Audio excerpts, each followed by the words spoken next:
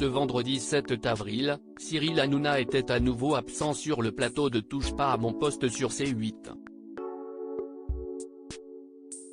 CST donc Benjamin Castaldi qui a été à la tête de la soirée avec tous les chroniqueurs de l'émission. Lors du thème « Quelle est la pire manière pour larguer quelqu'un ?», les chroniqueurs racontent leurs expériences, chacun cesse à donner des confessions. Sur la réponse « Je suis marié », certains chroniqueurs ont directement pointé du doigt Jean-Marie Bigard. Après avoir acquiescé, l'humoriste de 68 ans avait expliqué que cette excuse était très pratique. D'être marié, ça t'évite de commencer quoi que ce soit avec qui que ce soit, avait alors expliqué Jean-Marie Bigard.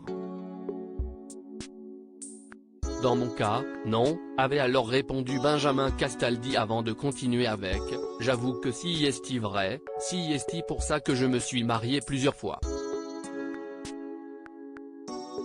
Avec une bonne dose de répartie signée Bigard, l'humoriste avait directement lancé « Oui, mais si est parce que vous êtes un jouisseur en fait ». Visiblement un peu gêné, Benjamin Castaldi a pris un temps avant de répondre « Ça passe ». Comme quoi, même certaines blagues de Jean-Marie Bigard passent. Touche pas à mon poste, Gilles Verdet radioactif. Toujours dans cette émission, c'était au tour de Gilles Verdet d'étonner tout le plateau en avouant qu'il était radioactif.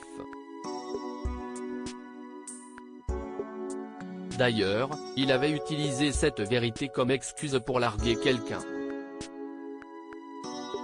Depuis les années 90, j'ai en moi en fait du césium-137 et du plutonium à haute dose, avait expliqué Gilles Verdet. Le journaliste de 58 ans avait avoué qu'il avait manipulé de la terre radioactive sans prendre les mesures nécessaires. J'ai fait l'erreur de ne pas en prendre parce que je voulais faire expertiser la terre pour prouver que c'était un endroit dangereux pour des enfants, avait-il confié. Face à l'atmosphère particulièrement sérieuse du plateau, Jean-Marie Bigard a décidé de tout casser en faisant une blague, déjà que tu n'as pas beaucoup d'amis, mais là ça ne va pas s'arranger.